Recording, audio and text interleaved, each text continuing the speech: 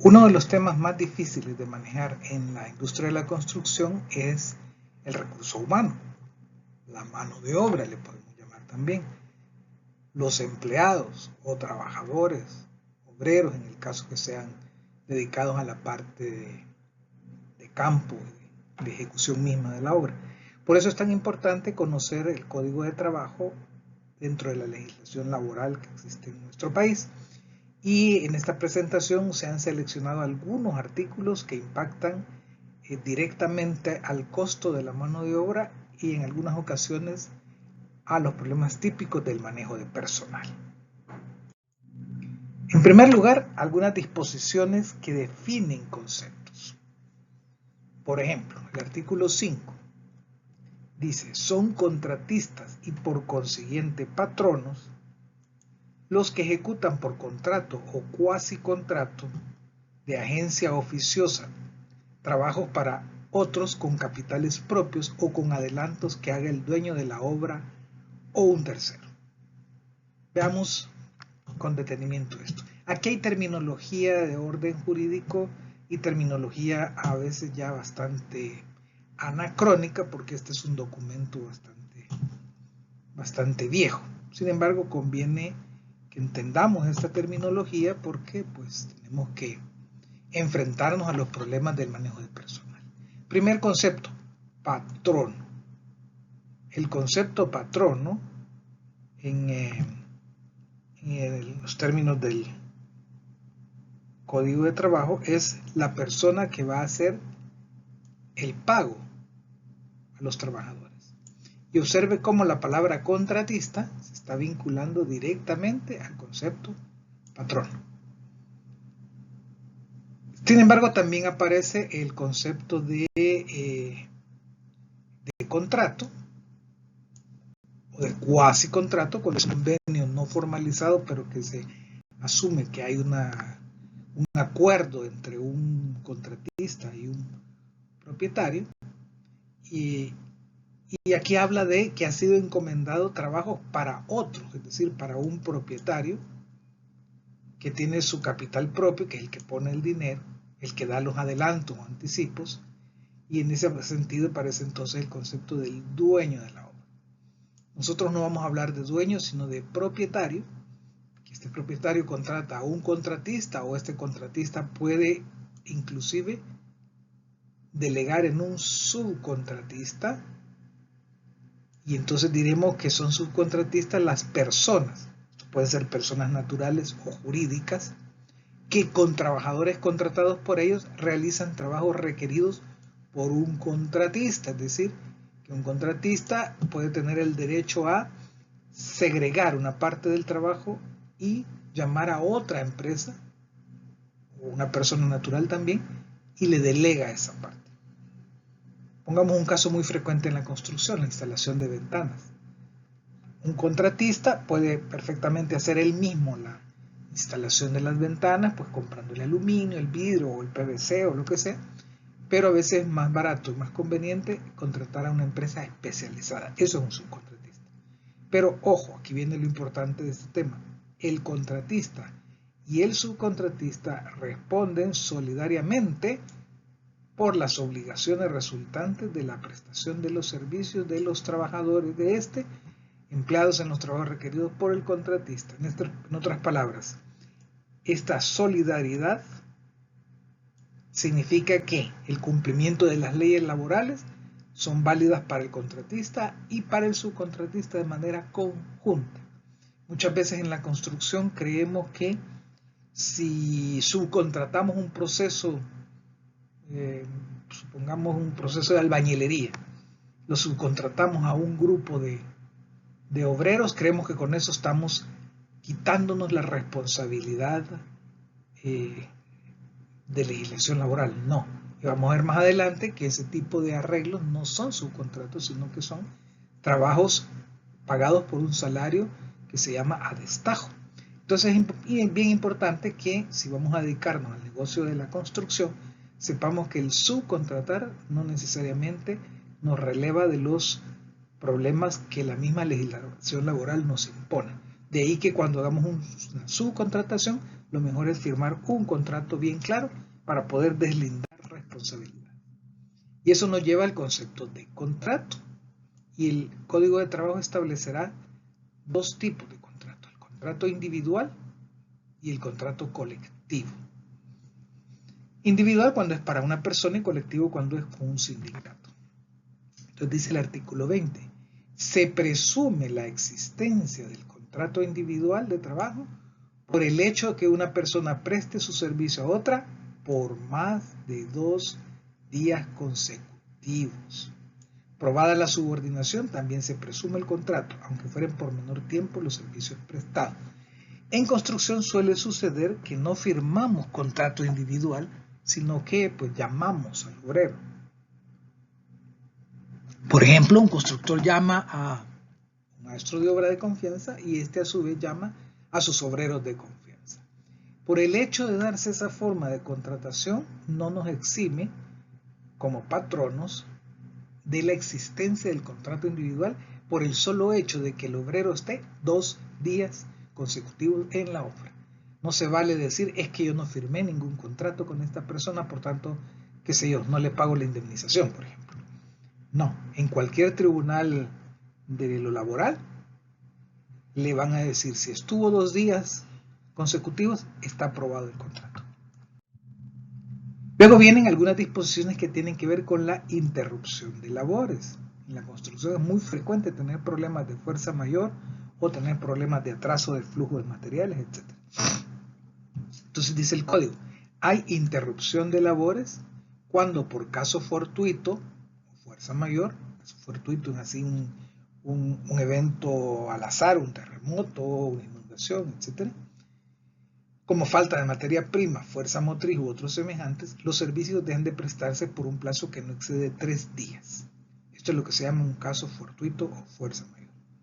Ahora, si las consecuencias de ello fueran imputables al patrono, o sea, por culpa del patrono, entiéndase patrono como la empresa constructora o sus empleados, y si usted es director de obra o forma parte del equipo técnico de la constructora, va a ser un representante patronal, este tendrá obligación de pagar a los trabajadores afectados el equivalente a los salarios ordinarios completos que dejaren de devengar durante la interrupción. En caso contrario, la obligación del patrono será solo la de pagar el equivalente al 50% de dichos salarios. Entonces mire qué interesante. Si el atraso o el caso fortuito, fuera por culpa del patrono, pues hay que pagarle los salarios ordinarios que dejen de devengar por causa de esa fuerza mayor. Pero si no es imputable, o sea, si no es culpa del patrón, igual le cae el 50% de dichos salarios. Ahora viene otra cláusula importante, el despido no justificado o incausado. Este está en el artículo 58 y es lo que nos lleva al concepto de indemnización. Dice, cuando un trabajador contratado por tiempo indefinido fuere despedido de sus labores sin causa justificada, tendrá derecho a que el patrono le indemnice con una cantidad equivalente al salario básico de 30 días por cada año de servicio y proporcionalmente por fracciones de año. En ningún caso la indemnización será menor del equivalente al salario básico de 15 días. O sea que si usted despide a un trabajador sin causa justificada, él tiene derecho a que le pague una indemnización equivalente al salario de 30 días por cada año de servicio. Que si usted no se lo quiere pagar, pues él va al Ministerio de Trabajo, pone la demanda, el Ministerio de Trabajo lo llama, intenta una conciliación. Si no hay conciliación, pasa a un tribunal de lo laboral y lo más probable es que termine usted pagando esa indemnización. Ahora bien, para los efectos del cálculo de la indemnización a que se refiere el inciso anterior, ningún salario podrá ser superior a 4 veces el salario mínimo diario legal vigente. O sea que tiene un tope máximo. Ahora bien, acabamos de estar hablando de salario, pero ¿qué es salario? Este punto es bien importante y el Código de Trabajo en este artículo 119 lo define con bastante claridad. Dice, salario es la retribución en dinero que el patrono está obligado a pagar al trabajador por los servicios que presta en virtud de un contrato de trabajo. ¿Ok? Pago de los servicios prestados. Ya vamos a ver los tipos de salario.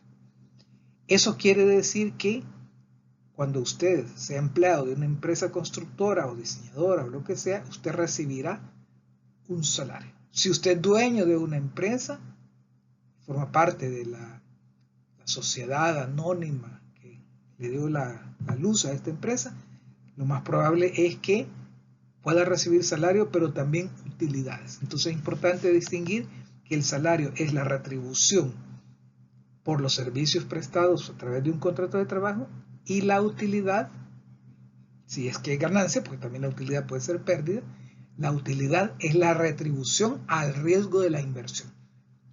Es decir, que una persona que pone dinero en una empresa como capital, pues lo que recibe es una retribución por invertir el dinero, no por trabajar.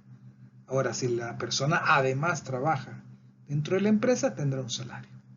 ¿Ok? Piénselo un poquito y haremos alguna discusión en alguna sesión sincrónica.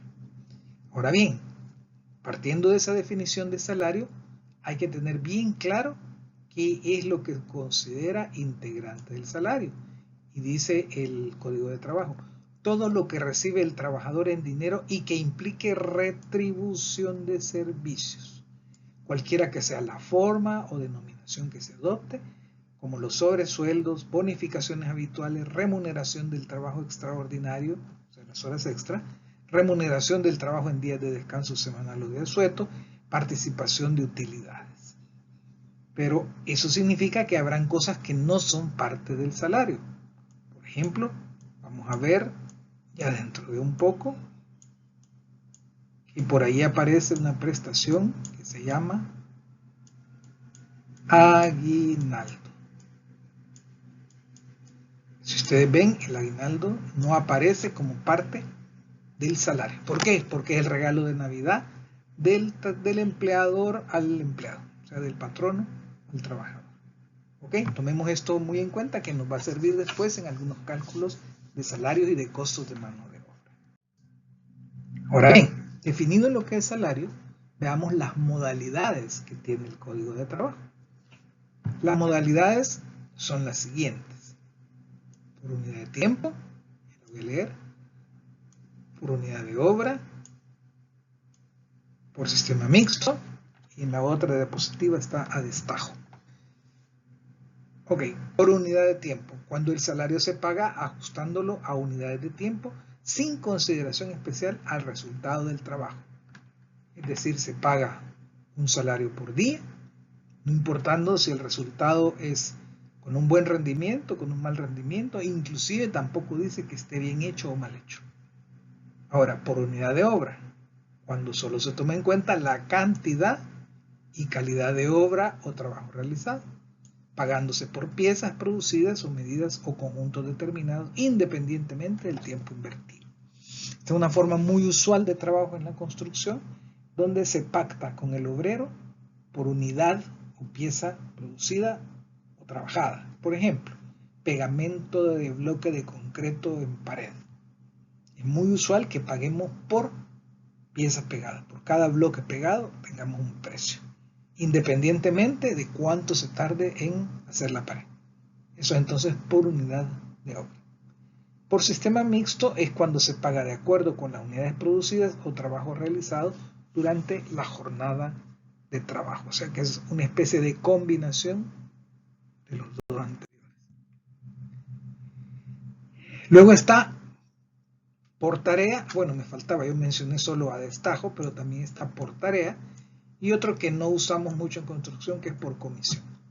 Por tarea, cuando el trabajador se obliga a realizar una determinada cantidad de obra o trabajo en la jornada u otro periodo de tiempo convenido, entendiéndose cumplida dicha jornada o periodo de tiempo en cuanto se haya concluido el trabajo fijado en la tarea. Por ejemplo, puede ser que yo tenga unos obreros asignados a trabajos de excavación y hemos fijado pues un salario por unidad de tiempo. Qué sé yo, imaginémonos $10 por día. Y entonces le digo al trabajador o a la cuadrilla de obreros, ok, vamos a hacer, qué sé yo, 100 metros de longitud de excavación y una vez terminados esos 100 metros, ustedes se van. Si terminan antes, se van antes. Entonces puede ser que los trabajadores motivados por salir más temprano terminen la tarea encomendada y sean más efectivos. Esa es una forma de pagar, que es por tarea. Luego está por comisión, que no lo ocupamos en construcción porque es un porcentaje o cantidad convenida por cada una de las operaciones que se realizan. Por ejemplo, los vendedores tienen comisiones sobre las ventas. Luego está a destajo.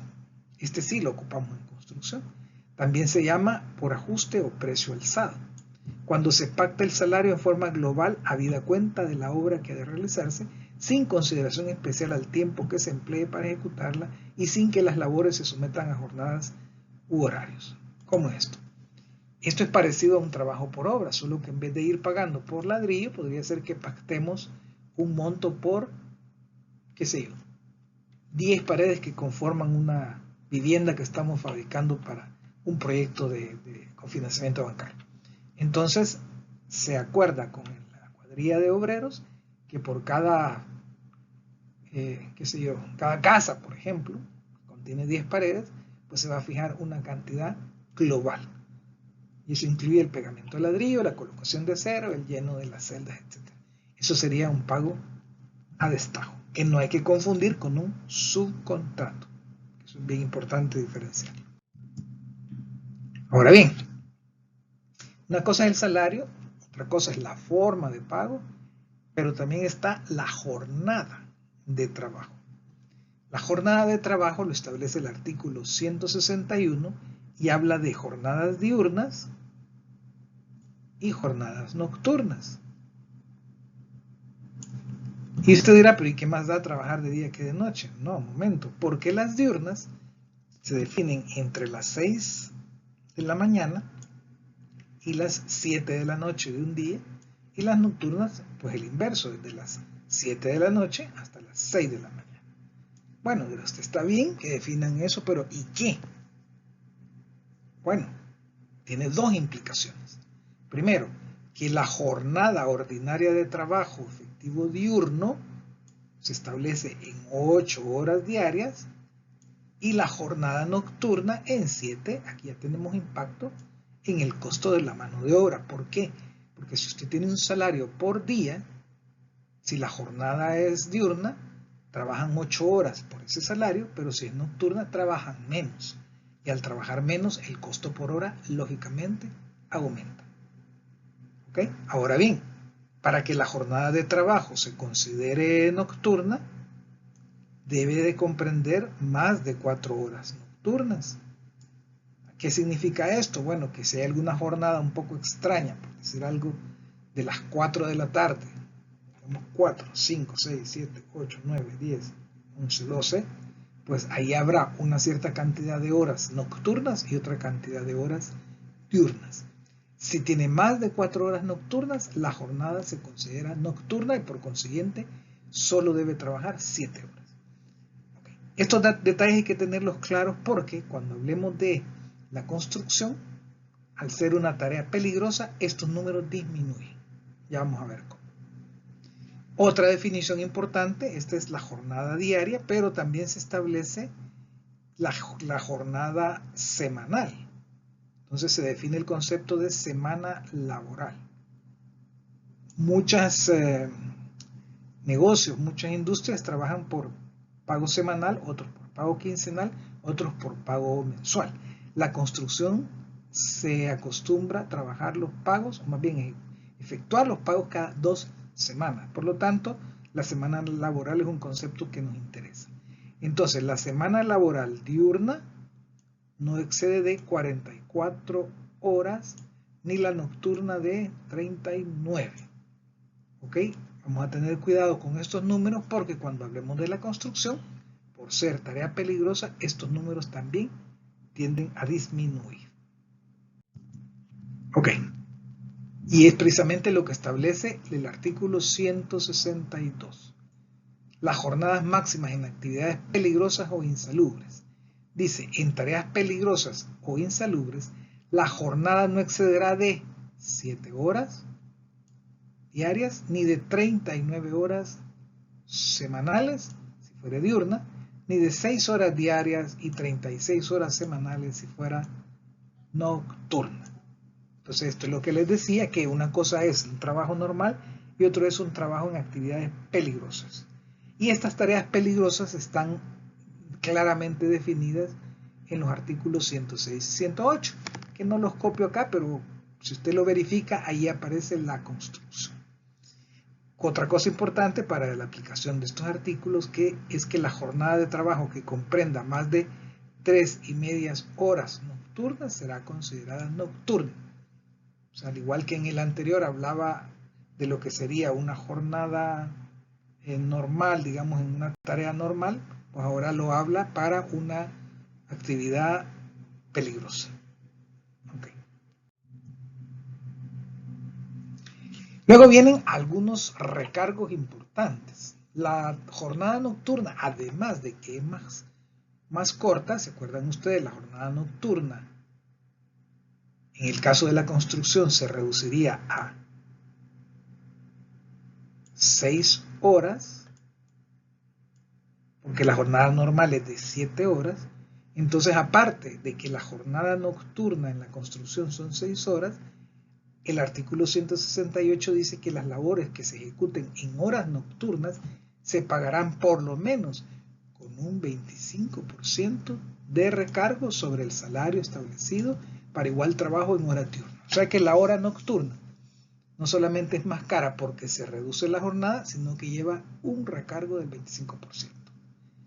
Entonces ya desde aquí usted ve que trabajar en jornada nocturna es más caro. Y eso implica que cuando usted planifica una obra, no es lo mismo planificarla en jornadas diurnas que en jornadas nocturnas. Es decir, que si usted tiene un cliente que le urge la obra y tiene que hacer jornadas nocturnas, debe tomar en cuenta en sus costos estos recargos. Bien, luego está la remuneración de la jornada extraordinaria. Esto es lo que llamaremos horas extra. Ojo con este concepto, que es una arma de dos filos en la construcción y en general en cualquier actividad. El artículo 169 dice: todo trabajo verificado en exceso de la jornada ordinaria será remunerada con un recargo consistente en el 100% del salario básico por hora hasta el límite legal. Quiere decir que si definiéramos X como el salario por hora de una jornada normal en un día normal, una hora extra tendría que estar costándonos 2x. ¿Por qué? Porque hay un recargo del 100%. Ahora bien, los trabajos que por fuerza mayor, como en caso de incendio, terremoto y otros semejantes, tuvieran que realizarse excediendo la jornada ordinaria, se remunerarán solamente con salario básico, es decir, no aplica el recargo antes descrito. Ahora bien, si además de llegar a trabajar en ese día de descanso, trabajase en horas extras, es decir, un trabajo en horas extraordinarias en día de descanso, el cálculo para el pago de los recargos respectivos será tomando como base el salario extraordinario que le corresponde por la jornada de ese día, según lo dispuesto en el inciso anterior. Eso quiere decir que si ya dijimos que la hora trabajada en día de descanso vale 1.5x y trabaja horas extra, pues se le aplica el 100% de recargo y eso sería el 100% de 1.5x. Por lo tanto, esa hora extra trabajada en día de descanso tendría un valor de 3x. Y seguimos. Vean que he seleccionado aquellos artículos que pegan directamente al costo. Todo lo que hemos hablado anteriormente afecta al costo. Y seguimos. Vacaciones remuneradas. Después de un año de trabajo continuo en la misma empresa o establecimiento o bajo la dependencia de un mismo patrono, los trabajadores tendrán derecho a un periodo de vacaciones cuya duración será de 15 días, los cuales serán remunerados con una prestación equivalente al salario ordinario correspondiente a dicho lapso, más un 30% del mismo. O sea que todo trabajador descansa 15 días por año más el recargo del 30% del salario. Esos 15 días son 15 días pagados, no trabajados y además con un recargo del 30%. En la construcción hay proyectos que duran menos de un año y vamos a ver entonces que se aplican ciertos criterios a partir de un contrato colectivo, y lo vamos a estudiar más adelante, y vamos a salvar este problema a través de un porcentaje. Y seguimos. Además de los días de descanso, hay días de asueto. Entonces, los días de asueto y descanso semanal que quedaren comprendidos dentro del periodo de vacaciones no prolongarán la duración de esta, pero las vacaciones no podrán iniciarse en tales días. Los descansos semanales compensatorios no podrán incluirse dentro del periodo de vacaciones. Entonces, ojo que las vacaciones que hablamos antes de 15 días deben estudiarse bien, que no sean los mismos días de asueto, porque entonces pues no estamos pagando la prestación que el código establece. Ahora bien, ya que hablamos de días de asueto, el artículo 190 establece los días siguientes. Y aquí hay que irlos contando. Tenemos 1 de enero, jueves, viernes y sábado de la Semana Santa, 1 de mayo, 6 de agosto, 15 de septiembre, 2 de noviembre, 25 de diciembre. Pero hay que agregarles acá los asuetos correspondientes al Día de la Madre y al Día del Padre, que no estaban en el Código de Trabajo, sino que han sido modificaciones posteriores. Además, se establece el 3 y el 5 de agosto en la ciudad de San Salvador y en el resto de la República el día principal de la festividad más importante.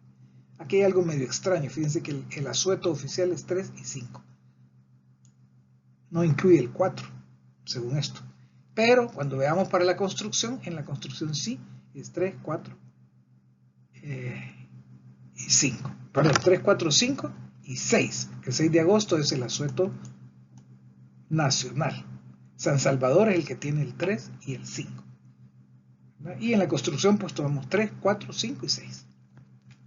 Ok, esto es importante saber que estos días de asueto son remunerados, es decir, días que no se trabajan, pero que se pagan. Y luego viene la forma de pago del asueto. El día de asueto debe remunerarse con salario básico, calculado de acuerdo con las reglas establecidas en el literal A del artículo 142. Esto es porque cuando estamos hablando de salario por día, pues va claramente el salario básico es el salario por día, pero cuando estamos por obra o a destajo, etcétera, pues la fórmula es un poquito complicada. Sin embargo, en la construcción lo vamos a simplificar esto para no tener que irnos a este artículo 142. Dice, si el salario se hubiera estipulado por semana, quincena, mes u otro periodo mayor, se presume que en su monto está incluida la remuneración del día de asueto. Esto es importante. Si usted es ingeniero y está contratado por un salario mensual, pues ahí van incluidos los asuetos. No es que le van a pagar más por el asueto. Ahora bien, si los trabajadores que de común acuerdo trabajaran en un día de asueto, recuerden que el asueto es un día que no se trabaja, pero se paga, devengarán un salario extraordinario integrado por el salario ordinario más un recargo del 100% de este. O sea que si volvemos a nuestro concepto de X, el salario normal, una hora trabajada en día de asueto vale 2X. Pero si se trabaja horas extra en ese día de asueto, hay que agregarle el recargo correspondiente al 100% y eso implica que la hora trabajada en un día de asueto, una hora extra trabajada en día de asueto, vale 4 veces lo que vale una hora normal. Tomemos esto muy en cuenta a la hora de manejar nuestros proyectos, porque estar trabajando horas extra, o estar trabajando en día de asueto, o estar trabajando en día de descanso, no es conveniente. Ahora vamos al aguinaldo. Dice, todo patrono está obligado a dar a sus trabajadores en concepto de aguinaldo una prima por cada año de trabajo. El monto de la prima por aguinaldo es el siguiente, la cantidad mínima que deberá pagarse al trabajador es, para quien tuviere un año o más y menos de 3 años, el salario de 10 días, para quien tuviere entre 3, el salario de 15 días, y el que tuviere más de 10 años, el salario de 18 días. Esto quiere decir que los patronos deben darle obligatoriamente un regalo de Navidad a sus trabajadores equivalente a estos pagos. 10 días, 15 días o 18 días, dependiendo del periodo de tiempo que hayan laborado en la empresa. Nuevamente, en construcción tenemos que muchos proyectos no duran el año y que nuestros trabajadores los tenemos contratados por proyecto. Generalmente no los contratamos en plazas permanentes. Entonces, el contrato colectivo de la industria de la construcción nos permitirá pagar el aguinaldo bajo una forma de porcentaje y nos quitamos este problema. Y precisamente esto es lo que habla el artículo 269. Dice, el contrato colectivo de trabajo se celebra entre uno o varios sindicatos de trabajadores por una parte y un patrono por la otra. Cuando los trabajadores afiliados a un sindicato presten sus servicios a diversos patronos, el sindicato podrá celebrar contratos colectivos con cada uno de estos siempre que estén obligados a contratar. Aquí tenemos un caso que en la construcción hay dos sindicatos grandes, había un tercero que realmente no sé si todavía funciona, y hay varias empresas constructoras, algunas asociadas a Casalco. Casalco es la Cámara Salvadoreña de la Industria de la Construcción, y otras no.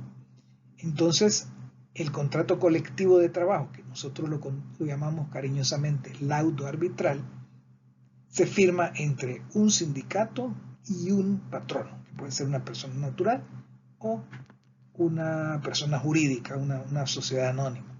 Entonces, lo que hacen las empresas constructoras asociadas a Casalco es formar un bloque y nombrar un representante que les cuide sus intereses en lo que se llama una demanda colectiva de trabajo a través del Ministerio de Trabajo. Y entonces se desarrollan varias fases, una fase que es de negociación, generalmente no se llega a ningún acuerdo, y luego pasa a la fase arbitral. En ese arbitraje, el sindicato nombra a un árbitro, el patrono, generalmente agrupado a través de Casalco, nombra a otro árbitro, y luego entre las partes y el Ministerio de Trabajo se nombra un tercer árbitro, conocido en la jerga jurídica como árbitro arbitrador.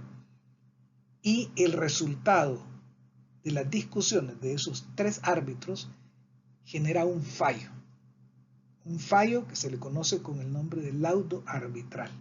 Y por eso es que en la construcción pues, simplemente lo decimos el laudo. El laudo nos va a representar entonces el resultado de una negociación colectiva entre trabajadores, más bien entre sindicatos de trabajadores y empresas constructoras. Y este contrato colectivo lo vamos a estudiar más en detalle cuando hablemos del costo de la mano de obra.